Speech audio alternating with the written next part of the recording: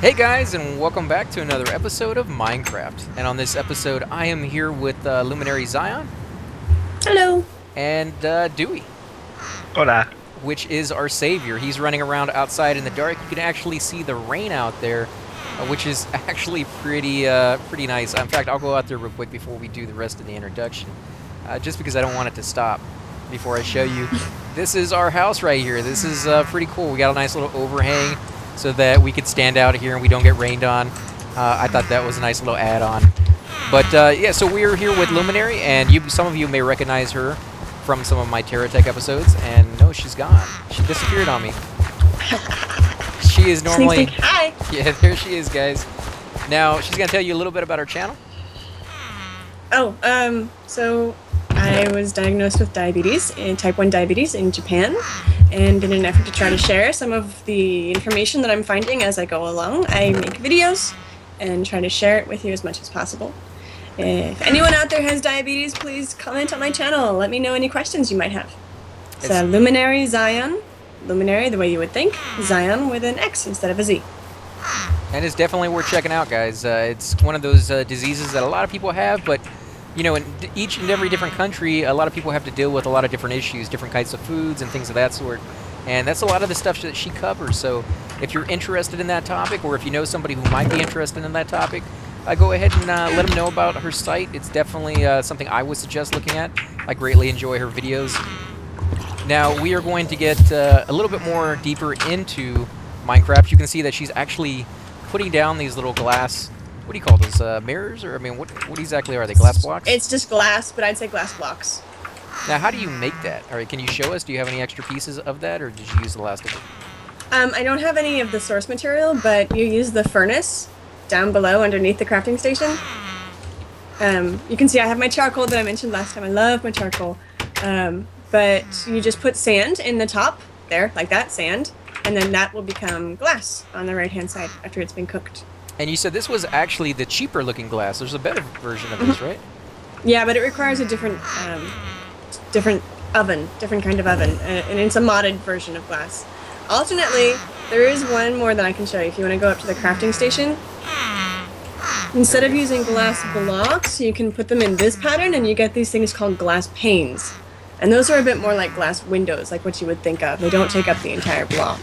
That's cool. Now, are they very weak against enemies? Can enemies get through or no?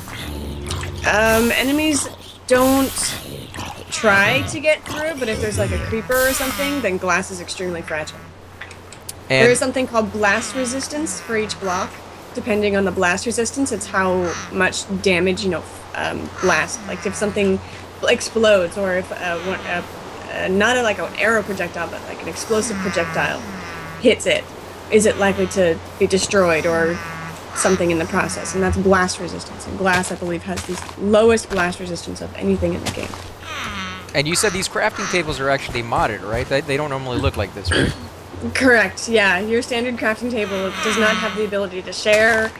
Like, when I'm putting things in the crafting table, normally you can't see it. But because these are modded crafting stations from Tinker's Construct mod, we can actually see me working in the same crafting station. And in addition, you can see the inventory of any chest that's right next to the crafting station. Which I think is very, very cool, guys. If you're starting out the game, as you can see, this is the inventory right here on the side right there. If you're starting out the game with somebody who's very familiar with it, I would highly suggest getting this. It helps so much in learning how to do things without having to sit there and try to explain it to them over and over again. What are you doing out here, by the way, Dewey? Just a little bit of some perimeter work, just so that it's a little bit more defensible. So a little barricade or some sort? A little bit, yes. So while you were talking, we actually had a visit from what is known as an angry zombie. That is a zombie that, as its name would suggest, is angry. It hits a lot harder, it moves faster, has a lot more hit points, and will mess you up if you're not paying attention. And what weapon did you use to kill him? In this particular case, I was using a wooden sword, just your basic wooden sword from vanilla Minecraft. Very easy, very cheap. Has very low durability, unfortunately. Does very little damage, but at this stage in the game, as we've just started out, it's all that I really have other than my bare fists. Bare fists, as you can see here, they don't really do a whole lot of damage. They do about half a heart for most mobs, and to some mobs they don't do squat anything because you're already dead before you can hit them. And on this episode, we're actually going to start upgrading some of that, right? We're going to come over here into our mine and dig a little bit down. Yeah. Now, oh, go ahead. Yeah, so we have a little bit of a path here, and we're starting to do some mining. And one of the basic tools we can use is a wooden pickaxe, which is, yeah, there you go, you have it there. And we can mine stone, we can mine pretty much anything in the game with a pickaxe if it is a sufficient level for whatever you're mining against. As we only have wood, we can only really mine stone at the moment, which is what we're going to do. So we're going to migrate from basically cavemen here to the Stone Age. So we're going to grab a piece of these bits of cobble that are coming off that AG or AC Gamer is getting here. And we're going to send that over to our house. And Luminary Xion is going to craft them into better pieces. Gimme. Yeah, and then we can have some fun with that. As we're mining, you'll notice that we've accidentally or intentionally exposed a piece of coal. And it looks pretty much like coal would in the real world. It's a coal ore. And this little piece down here is dense, or pardon me, just regular coal ore. It'll give you a couple pieces of normal coal. That's what it looks like there.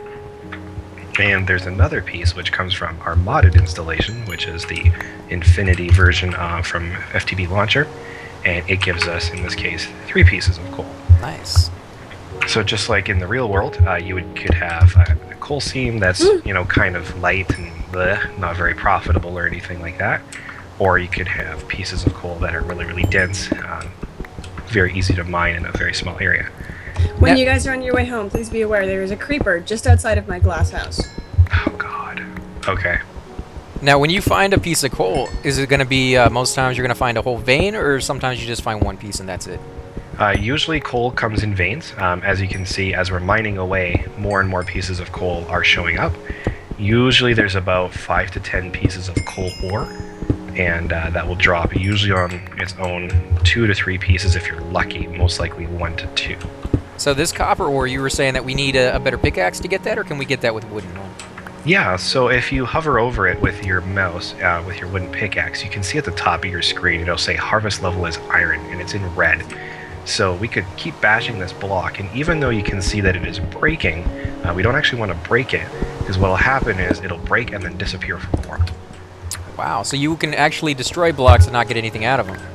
Right, because we're using the wrong tool for this. It's basically the game's way of saying that, hey, what you're doing is inefficient, you need to upgrade. So is there anything else like that where if you're going to chop this dirt down, it says it wants a shovel. If I use a pickaxe, will I not get anything out of it? No, you can certainly use a pickaxe for it. For example, like what I'm doing right now. Twitch. Doing that, however, is inefficient because it will start to break the tool that you're using, and Faster. it is. Yeah, it'll do it faster. It's less efficient. It uses up more durability, and if you really wanted to get some of that dirt that's there, you would use a shovel in this particular case. So you do want to use the right tool for the right job, but you can still do it without it. You can, although it is strongly disrecommended. Wow, not recommended. Right. I can't talk today for some weird reason. Discouraged. Discouraged. Thank you. It is strongly discouraged. You can if you're in a complete pinch, but really, wood tools are cheap enough that you can quickly craft one up and just go and do whatever task it is that you need doing. So she mentioned there was a creeper, but I don't see him at the moment. Yeah, I was just coming back here to give her some of the stuff since she was going He's through right her over there. trawls. Yeah. So creepers are very annoying. They're also extremely dangerous. They look like basically a poker table and a checkerboard combined. So they have kind of a light green texture. They will charge you, and they are quite literally a suicide bomber. They will run up to you kind of like this and say hi, and then there's a little bit of a countdown, about 3 seconds, and they will explode. And how do you avoid that? For the most part, especially in the beginning of the game, you pretty much just run away. Eventually, at a far enough distance, they will decide to give there up it is. the chase. Is that the this creeper? No, that's a zombie, right? No, that's a zombie. Oh, okay. And what was that thing on his head? Is that a modded one? Yeah, so part of Infinity has a thing known as headcrumbs, and you can pick some hats. You'll see some of the mobs running around with silly-looking hats, all kinds of weird and kooky and funny things. And your default key is H, and you can open up any of the hats that you have collected so far. So, for example, I killed a zombie earlier that had a fez on the side of his head, which I'm now currently wearing. Nice. I got the Yeah. Moonwalker. We're wearing that. We're definitely wearing that. Yeah. Oh wait, behind you, behind you, behind you. Thank you. Oh man. And he didn't even manage to hit me.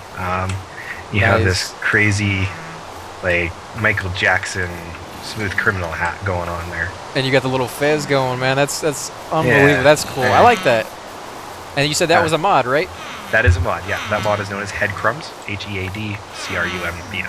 So it doesn't really add any stats, but it definitely makes the game a little bit more interesting, a little bit more customizable, right? Yeah, and with Headcrumbs, you can play around with the color of your hat, the transparency, all that kind of stuff. Did you die? No, I ran over here to the mine. Oh, okay. Because I wanted to show him that little tidbit that you were telling me about with the torches on the right side. Oh, yeah. So as you're mining, the light level will start getting obviously darker and darker and darker until it gets to a level that is just simply not safe. So AC Gamer, if you go ahead and hit F7 on your keyboard, you'll see all these yellow and red X's will pop up on your overlay. And yellow is pretty dangerous. It's, yeah, mobs will probably spawn in that general area. You kind of don't want to really hang around there. But as you can see, if we go farther into the mine, these ones are red. And this is a most definitely will spawn a mob eventually when the Minecraft algorithm catches up. And this is bad because if I'm working down here and I'm not paying attention, which is highly likely, then there could be a creeper that suddenly spawns directly on top of me and blows me to Kingdom Come. Or it could just be all kinds of other mobs that are just bad. So we want to put down a torch. A lot of people, what they'll do, however, they'll put torches randomly, and then, you know, they just don't know anything of where the direction that they're in, which way they're facing. You start turning around underground, you get lost. Because these tunnels go down really, really far, right? Oh, yeah. So it's very hard to keep track of like where you're at and where you're going. Exactly. So right now we're at about 62 in the world. That goes all the way down to 1, which is bedrock level. And at bedrock, it gets really dark. Things get kind of crazy and disorienting. You can't really tell which way you're facing, which way's home, how you came in, all of that bad stuff. So what we do, Luminary Xion and I, and this is actually her idea that she taught me, is we put the torches on the left side of wherever we're digging. And that way, let's say I'm way down in a mine somewhere, and I've come along from a side branch somewhere, and I go, I don't know which way to turn. Was it left or right to come home? I can look and say, oh, these torches are now on the right-hand side. That means I'm going the right way home. And it's kind of just a mental reminder of which way is home. And putting them only on one side will give you enough light, or are there certain areas that you have a huge chasm that you kind of have to break that rule a little bit? You don't necessarily need to fill the entire area with light. It depends what you're doing and how aware you are of your surroundings. Oh, no. So, for example, that skeleton just totally jumped us because it's dark in here. So it's unsafe in this particular case. And what will happen is you'll start to see these big chasms where you just simply can't cover the entire area in light. It's too big, there's too much going on, and even just the space between available blocks is so large that the light just simply does not reach. So in those cases, it's just a matter of do what you need to do in that general area, put down the torch so you can get out quickly and get a frame of reference of how to get home and to safety, and get in, do your stuff, get out as quickly as possible. Later in the game, as you get better weapons, better armor, a better feel of how the game plays, the different sounds from the mods, or not the mods, the mobs, the bad guys, you can kind of start to sort of break that rule a little bit and just kind of play off of your situational awareness, like what you're hearing, what you're seeing. And sometimes you can even just mine in the outright dark. Don't recommend it, very unsafe to do so. But if you're looking for a silly thrill, you can sort of go and do that. Really, just don't do it. Put the torch down, get in, get out, go home. So you mentioned something about sound. Is there anything that you should be listening for when you're digging? Can you hear like lava or anything else through the walls before you get there? Yes. The biggest one, if you hear this, that means you're about to die. That is a hissing sound. Creeper. That is coming from a creeper. 9 times out of 10, they are directly behind you. They have jumped you. They are crazy, scary ninjas. They will mess up your day.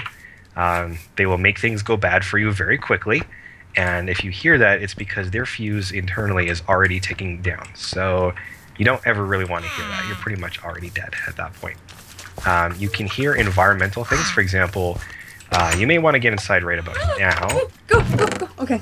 And Chris, if you look towards where I am, please make it quick. I can see you. I got you. You see that there is a darker colored creeper there that's running around. Oh, yeah. That's pretty yeah. cool looking. This one is a little bit different. He is going to do significantly more damage, so I'm going to take him away from the house. Thank you. These skeletons are also running after me, and you can tell that they have quite a far range of... Get away from the door, get away from the door. Okay. Yeah, I am. Not you, him. Oh, yes. Yeah, trying to film. Skeletons, It wasn't working too well. Skeletons that have bows and arrows can actually shoot through the little slits that are in the door, so you don't want to be standing near it. And zombies have enough range that they can reach their arms through the door, just like they would in a zombie apocalypse, and start trying to get your brains. Nice. The reason I was telling him to get away from the door is actually because I put a pressure plate down because people were leaving the door open behind me. I didn't want to die. Yeah, that would have been my fault, I'm sure. I make a lot of mistakes, but... So those... If you put a pressure plate next to a door, and when you stand on the pressure plate, it opens the door. And when you get off the pressure plate, it closes the door. That is cool. So how do you make a pressure plate? There's different kinds of pressure plate. I went with a standard wood pressure plate, so I just need to make some wood first. Wood, there. Okay, that is a pressure plate. That's pretty easy. So you don't need two. You don't need one on the outside and the inside, just on the outside or the inside.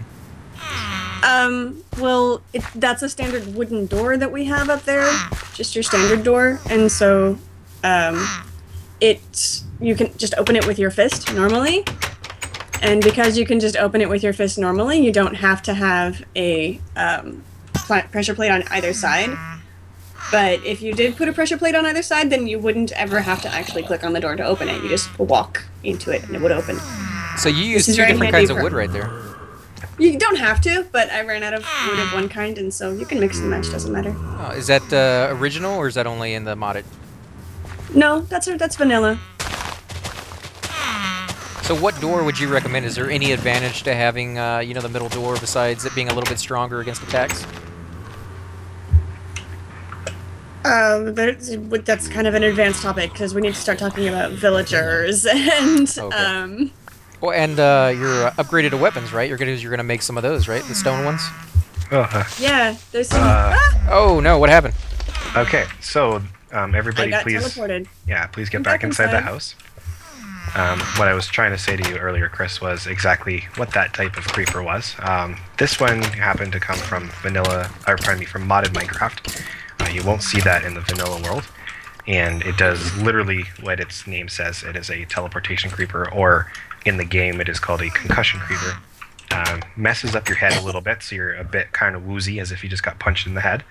And please come away from the door a little bit. Yeah, thank you.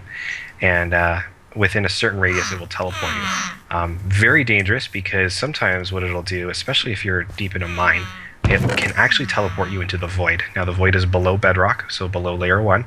The void is completely open. There is no ground, and you will start falling and falling. It is quite literally the bottomless pit of death. And after about minus 40, I believe, you just simply instantly die. There is nothing you can do about it. So when you're digging down like that, you might run into stuff like that. Should you not take all your good stuff with you? Should you leave your good armor behind, or...? It depends on what you're doing and the level that you've achieved in the game so far in terms of what kinds of goodies you have. Lumi, please create some food from what you have available. I know that you're limited. I believe you could probably make some bread. There's some wheat in the chest. Yeah, so part of the upgraded tools, I'll put some cobble that we mined from earlier. That will give me a stronger sword so I can defend myself better. Wood can be crafted into armor. So if you look at me here, AC Gamer, you'll notice that I'm wearing a wooden chest plate. Oh yeah, I see that. It's pretty cool. So that provides a little bit of protection. Does it say how much? Yeah. So if you hover over it, I'll actually just give it to you here. One moment. There you go. Or, yeah. Stop moving. I was just trying to move away from Lumi. So if you hover over it with your mouse, you'll see that it gives you 2 points of protection. And what that will do is mitigate the damage that's coming in by 2 points. So if somebody is doing 10 points of damage, they're only going to do 8. And it also has durability on it, so it takes damage from wear and tear? Mm-hmm. From wear and tear to the point that it will eventually break and disappear from the world. In a later episode, we'll cover how to repair things using an anvil But for now, that is an advanced topic, and we'll get to that at a later stage. And is it worth repairing stuff, or should you just make a whole nother set of them? For wood things, obviously, since we are completely surrounded by trees, completely not worth repairing. As you start to get later into the game, things like diamond armor, absolutely worth repairing. And there are other pieces that they're not necessarily durability based, they are power based, and they will consume power to deal with the damage that you're taking. But that's, if the other stuff was advanced, that's like super expert mode, and we'll cover that like way into the future. So for now, hold that thought, and we'll come back to that one. Are you making stone weapons right now? Because I want to catch that on for camera for those guys that don't know how to do it. Now, there's different actual makeups for each one of the weapons, right? So if you're going to make an axe, you want to make it look like this, right? And what's a pickaxe look like? I need to make him some more sticks. Just a second. Okay. Sticks. Give me sticks. Sticks. Okay. So pickaxe would be like this. There you go. So which one out of the 4 different types, because there's only 4, right? There's a shovel, an axe, a pickaxe, and a hoe? And a shovel, axe, pickaxe, hoe, and sword. Oh, and the sword. So out of all of those, which one is the most common? Like, which one are you going to be making the most often in this game? Pickaxes. So at some point, you'll stop chopping down trees, is what you're saying. No, you're always going to need sticks. And trees is the only way to get your sticks, right? Yep. Oh, don't, no! Oh, sorry, guys. Toss me a sword, please. Toss me a sword, please. Toss me a sword, please. Too late. No, no. You can't die because of me? Yeah. You're going to kill all of us. Oh my god, such a the heck? noob. Sorry, guys. Oh my god. For those of you who are Situational. watching. I can't left click on the dudes because dang it. Oh my god. Yeah, situational What? awareness Why is- is paramount in this game, because of things like that. Oh man, I killed everybody, didn't I? Okay, my Yes. left button is now turned into my hat button. How do I change? No options. Holy crap, where did it spawn me? This is pretty high up here. Controls. What?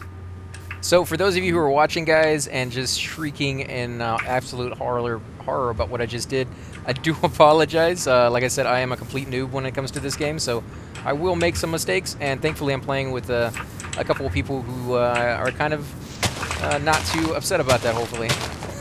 I'll find out about it here pretty soon, I'm sure. It's okay. When the camera turns off, we'll talk. Yeah, I'm pretty We'll have, sure we will. we'll have a little chat. Let me go ahead and get my stuff real quick. So I'm going to show you guys a little bit more of the mining before we go. Now, this is the aspect that I like pretty much the most. I mean, I do enjoy the building, but I find the digging to be incredibly fun, and just seeing what you run into. Now, I didn't know any of the details about putting down the lights down in a certain area. That is actually a pretty cool suggestion. Now, when you're digging down, is there anything to be aware of when making your steps? Like, do you want to just make them 1 deep, or do you do 2, or what's your rule of thumbs? Depends what you're going for. One of the things that you need to be aware of is there is water, there is lava. If you're playing a modded Minecraft installation, there can be fluids which are dangerous or outright fatal to you. So you basically want to keep your ears and eyes out. What you'll find when you're mining, if there's lava nearby, you hear kind of a glub glub type sound, and you'll actually see the lava if you're underneath it. And the same applies for water. Let's see, actually, let me grab a shovel really quick, and I'll show you what it kind of looks like when you're underneath a fluid that's leaking through the floor. So I was just digging down here, and I guess it's gravel. Yeah, it looks like gravel. Just came floating down through the ceiling after I chopped a block down. Is that common? Is that something gravel constantly does? Just kind of fall down to the lowest place it can go? Yeah, some blocks are gravity based. Gravel is one of them. Sand is another. So as you're getting rid of gravel, you'll notice that it starts just dropping down a little bit. And if we get rid of all this gravel, you'll see right behind it is limestone. Limestone's part of the modded installation. But if we get rid of this one piece of limestone, so go ahead and chop down this one piece of limestone that's at the top, you'll see how the gravel jumps down 1. And this is why there's a common saying among Minecraft players that says don't dig straight down and don't dig straight up. Because if I were to put you in a box right now, if you stand right there in the corner, actually, let me grab a piece of stone. And let me grab a piece of gravel. Okay. And if you were standing and you were digging straight up, so go ahead and dig that piece out, that piece of gravel drops straight on you. And if you happen to be in that same spot and it was completely full of gravel, you would actually start taking suffocation damage. Like this one right here? Oh, no. Wow, Yeah. that's pretty cool. Like that. The same will happen with sand or other gravity blocks like that. I'm not sure of all of them off the top of my head right now. It's been a while. But yeah, that is a bad thing. But if you come out to the main garden, I'll show you what the liquids look like when you're standing underneath them and how you can kind of tell that you're about to get into a dangerous situation. But you were using a shovel on that gravel, right? Like that's the appropriate tool? That is the appropriate tool. Yeah. So here we're going to do some really quick digging for dirt, and just going to dig a way out as well. And if you jump down here with me, so this is what winds up happening when you're digging. You break into a wall somewhere and a fluid starts spewing out and it starts doing all kinds of things. In this particular case, it's water. Water is not harmful, except if you stand in the water, if you come all the way in, you'll notice above your hunger bar you have these little bubbles. Those bubbles are telling you that you're slowly losing your breath. Eventually, you will drown, and it will just start to do hearts of damage until you have no hearts, and of course, then you will die. But if we go one layer further, so if you just jump back up for a moment. And it also pushes you while it's down there, right? I mean, it actually has some force to it. Yeah, all fluids do. And that can start to mess you up a little bit because it's pushing you around, it's doing all kinds of things. Water being one of them that is more or less benign. Lava will start pushing you around as well, and that can be a problem. Lava will push you around. Mm-hmm. So that doesn't kill you instantly then? No, lava will set you on fire and start doing bad things. So this water block is right here, and what you'll start to notice after a while, I'm not seeing it on my screen right now, but you'll actually start to see water drops coming. Oh, yeah, I see it. Right. Lava will do the same thing through pretty much any block, cobble, etc., and it'll be red, and that tells you that there's lava directly above that block. So if you get rid of it, you're going to unleash a torrent of lava straight onto your face. So if you're That's going bad. slow enough, you can catch that. Yeah, if you're going slow enough, you can catch that. And of course, like I mentioned before, the lava will make kind of a glub glub sound, simply because it's boiling. It has gas bubbles in it. You'll see little bits of fire coming out of it every now and then. If you're paying attention to your environmental sounds, you can kind of tell what you're about to run into. So you got to be pretty close to that, because when I jump away, the water seems to disappear. No, there it is. I mean, no, it's disappeared again. So yeah, you got to be pretty close to that to see that. Oh no, there it is. Okay, so I guess it just doesn't happen as often. Yeah. And then the other last hazard to worry about when you're down that deep is obviously the darkness. And if it's completely dark, the zombies, the monsters, all that kind of stuff will have a easier time of spawning, finding you, and killing you.